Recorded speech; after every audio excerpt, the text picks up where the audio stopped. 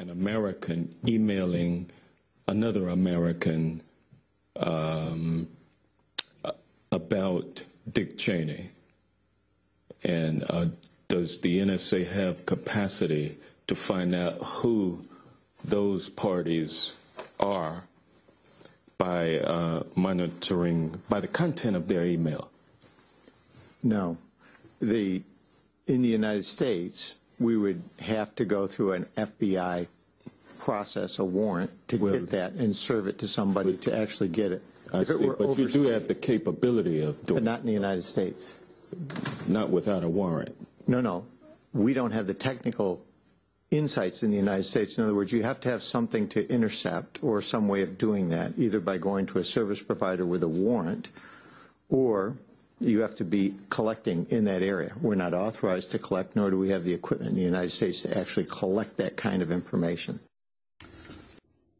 That really flies in the face of that NSA room in the AT&T building in San Francisco that's hooked up to the wires or where the optical fiber is inside the United States.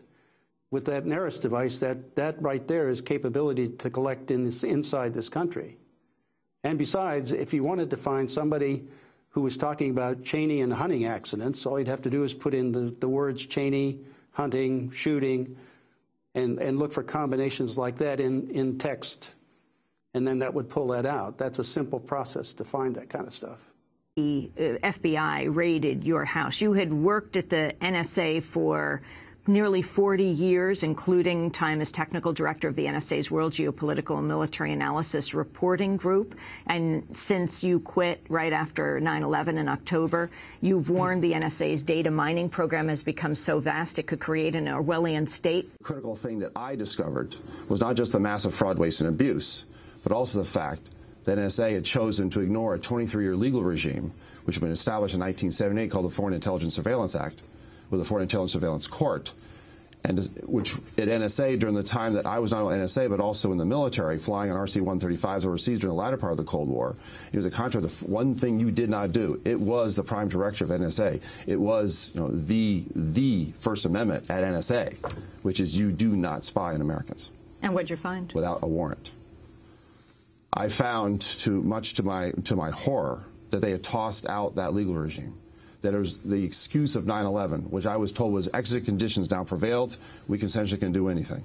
We opened up Pandora's box. We're going to turn the United States of America into the equivalent of a foreign nation for the purpose of dragnet blanket electronic surveillance.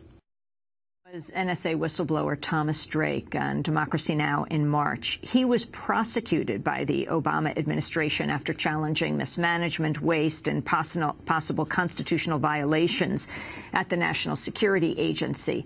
Ultimately, they had to drop all the charges. He pled guilty to a lower charge under enormous pressure. William Binney, you're one of the whistleblowers of this smaller group of whistleblowers who has not been charged. Your response to what he's saying?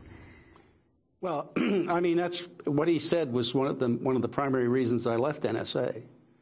I mean, we were collecting data on virtually every U.S. citizen in the country, and so I couldn't participate in that. I couldn't be an accessory to subversion of the Constitution. An attempt to protect our networks from real cyber threats. CISPA is an example of what not to do.